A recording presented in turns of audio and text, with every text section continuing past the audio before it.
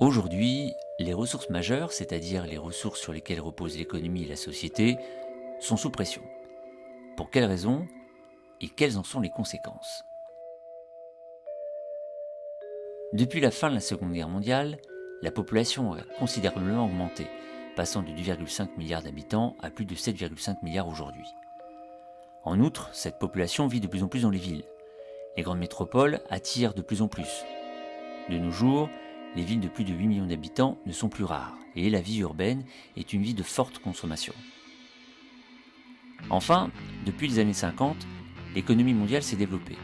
Les industries, le commerce, les transports, le tourisme notamment.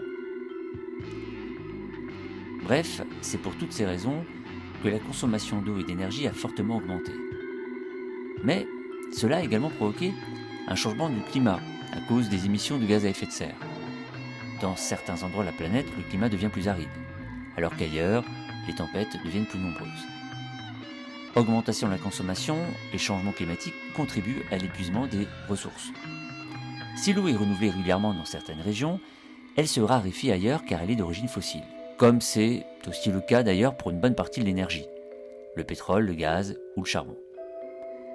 Cet épuisement des ressources a des conséquences économiques, sociales, environnementales, mais également politiques, puisqu'il contribue à l'accentuation des tensions entre les États dans le monde. D'autant que les ressources, que ce soit l'eau ou les énergies fossiles, sont inégalement réparties dans le monde. Aujourd'hui, la plupart des pays ont pris conscience de l'urgence de mieux gérer les ressources, de façon plus durable, répondre à la fois à la demande actuelle, mais tout en pensant aux générations futures. D'où le développement des énergies renouvelables.